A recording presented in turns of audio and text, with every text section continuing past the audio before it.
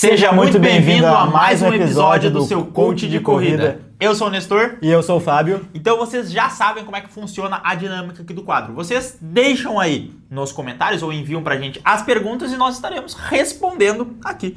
E sem mais delongas, vamos pra primeira, que é: sinto que minha percepção de esforço fica bagunçada quando começa o calor. Como lidar com isso? Primeiramente, conversar com o seu treinador.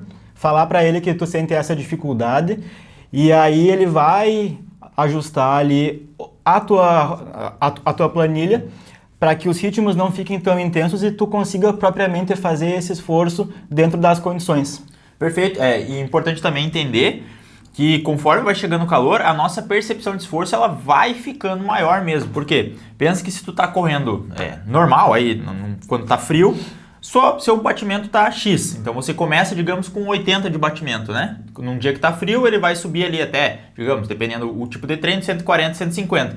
Quando você começa um treino no calor, muitas vezes seu batimento ele já tá 90 e poucos ali, parado. E aí, quando começou a correr, ele vai para uns 160, 170, então é natural que a percepção fique maior, porque o calor faz com que a gente tenha um batimento maior, a gente tenha uma percepção, porque as nossas enzimas não funcionam tão bem no calor, então essa percepção ela vai ficar realmente alterada com o calor. E é importante entender isso e conversar com o seu treinador para fazer esse ajuste, né?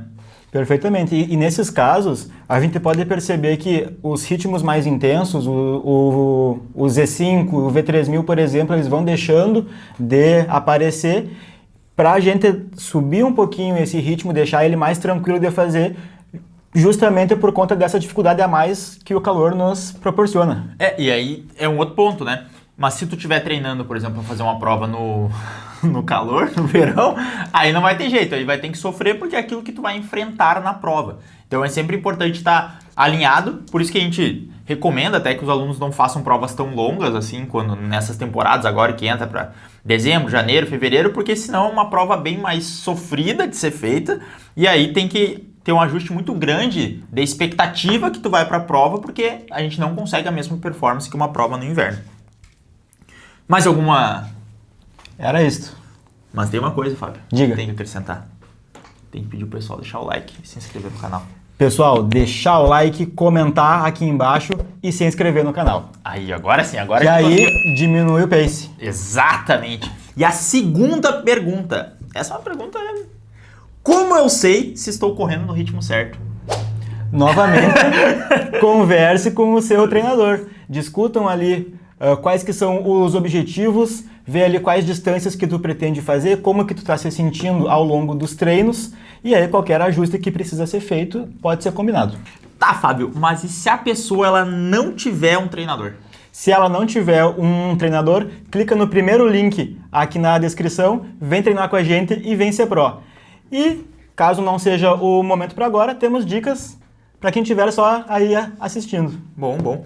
Então, primeiro a gente tem que definir o que é o ritmo certo, né? Eu acho que essa pergunta é um pouco ambígua, fica difícil da gente entender, mas vamos tentar fazer isso. Pode ser tanto o ritmo, como eu estou sabendo se eu estou correndo no meu ritmo de V10.000, que a gente trabalha aqui dentro do método Pro. Aí, se essa pessoa ela não tem um relógio para cuidar, a maneira mais simples é cuidar do relógio, ele vendo o pace. Mas se ela não tem, como é que ela faz se ela não tem um relógio? A primeira das ambiguidades, né? Primeiramente, para a gente definir ali o ritmo de V10.000, a gente pode fazer os testes, né? Os testes de 6, 12 minutos, de quilômetro, milha, 3 quilômetros. Usar uma própria prova que a pessoa uma prova que já foi feita, ou até mesmo um próprio 10K, né? Se a pessoa ela fez a prova e ela sentiu que ela fez aquele esforço máximo, a gente pode utilizar esse ritmo que ela fez a prova com alguma variação ali para definir esse ritmo, e aí com base nisso a gente já define os outros ritmos também. O ritmo que vai ser um treino leve, uma rodagem leve, uma rodagem moderada, um ritmo de limiar. Perfeito. Aí uma outra ambiguidade.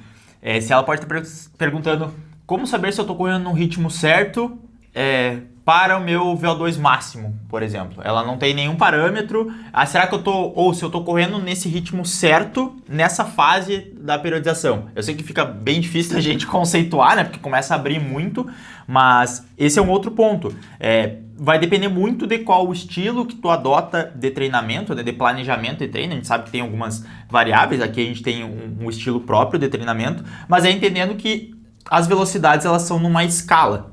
Então tu vai correr próximo à tua velocidade de prova, para a prova que tu está treinando, nas semanas que antecedem a prova. Antes disso, essas velocidades vão ser um pouco mais amplas. A gente sempre gosta de dizer que é uma velocidade acima e uma velocidade abaixo. Então, digamos que tu está treinando para correr uma prova de 5 km, ali nas 6 semanas que antecedem essa prova de 5 km, tu vai ter mais estímulos nessa velocidade específica. Antes disso, tu vai ter estímulos numa velocidade de V3000, uma velocidade de V10000, ou uma velocidade limiar, uma velocidade de V1500, porque isso vai construindo a tua capacidade até chegar o momento de tu conseguir correr os 5K. Então, sempre trabalhando mais rápido e mais lento. E vai contribuir também para que tu consiga desenvolver a tua percepção de esforço para na hora da prova, caso tu largue mais forte ou esteja cansando mais um pouco, tu saiba o que fazer. E aí tu adotar uma estratégia específica baseada nisso que tu vai sentir na hora. E ainda desdobrando mais um pouquinho, já dá um origami.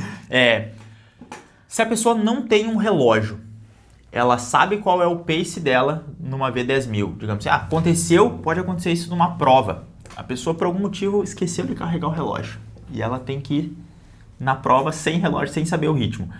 Como é que ela pode fazer para ter desenvolvido já essa percepção de qual ritmo ela está correndo? Perfeito.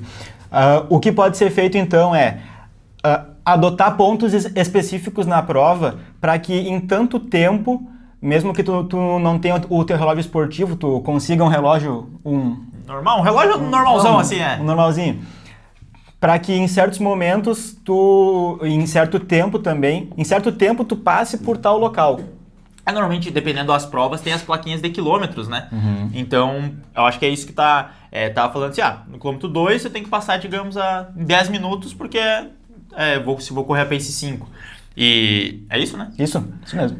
Porque vai falar mais alguma coisa? Não, isso é isso. E outra coisa também que pode te ajudar durante o próprio treinamento, tu ir entendendo a tua percepção de esforço. Então, a gente sempre fala aqui, mais do que só correr naquele pace, tu precisa entender aquele pace. Então, se eu tô correndo na minha V10000, digamos que ela é pace 5, busca entender como é que tá a minha respiração quando eu tô correndo nesse ritmo, como é que é a minha técnica quando eu tô correndo nesse ritmo, como é que eu me sinto, o quanto a minha perna balança, quanto que ela faz o swing ali da perna, o meu movimento do braço, o quanto que eu me sinto confortável, qual a sensação de desconforto ou de conforto que eu tenho naquele ritmo. Isso vai te ajudando para que, se caso aconteça alguma coisa na tua prova, de repente perdeu o relógio, acabou a bateria, enfim, quebrou o relógio no meio da prova, por algum motivo, espero que isso não aconteça contigo, mas pode acontecer se tu não deixar o like no vídeo, te lembro mais uma vez, não tô jogando nenhuma praga aqui, tá? Mas só falando situações que acontecem com quem não deixa o like.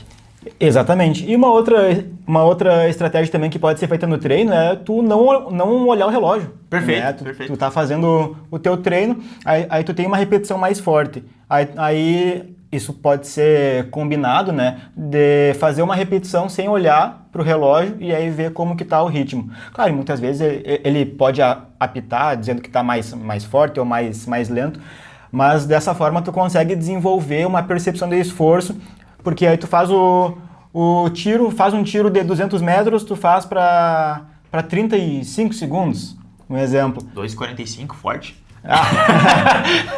Acontece, né? 2,55, forte. Acontece. Forte. Então, no que tu finalizar essa repetição, tu pode pensar ali, eu fiz em tantos segundos, ou eu fiz em tal ritmo, certo? Então, isso aí vai te ajudar lá na prova, caso isso aconteça, ou tu fique só um tempo sem olhar pro relógio, né? Uhum. Que é recomendado também.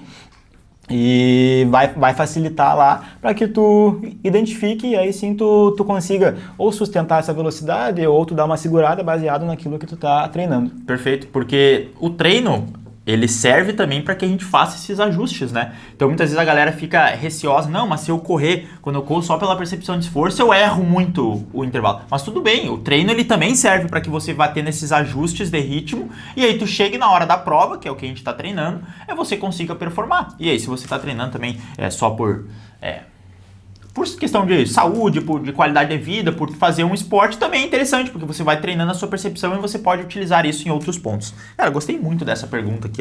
Uma pergunta não dava nada para ela no início, mas ela se mostrou bem interessante. E bora para a última pergunta, então.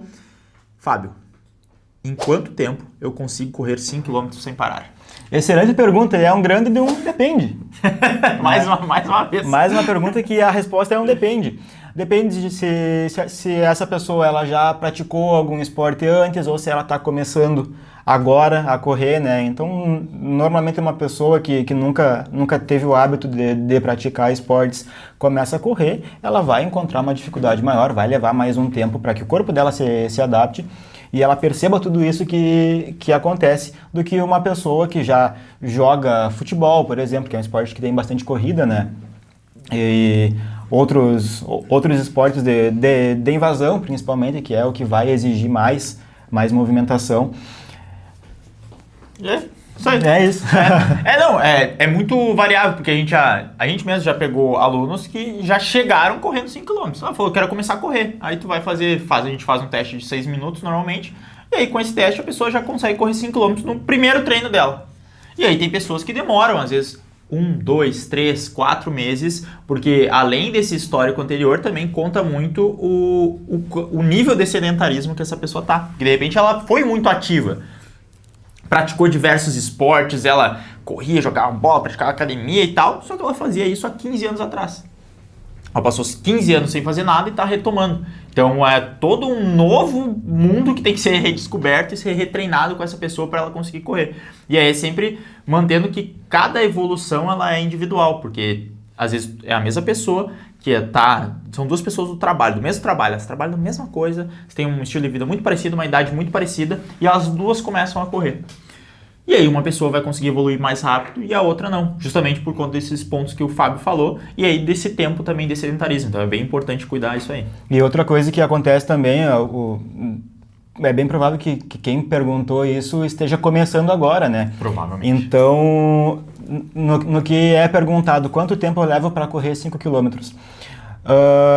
Uma coisa é tu correr os 5 km, outra coisa é tu correr e querer performar nesses 5 km. Perfeito. Então, tu correr os 5K ali propriamente não leva muito tempo, né? Tu treinando ali, tu tendo os estímulos certos, o estímulo aeróbico para que tu consiga sustentar por mais tempo o exercício, e o mais anaeróbico, né, de conseguir fazer mais força, que vai facilitar para que tu fique menos tempo correndo.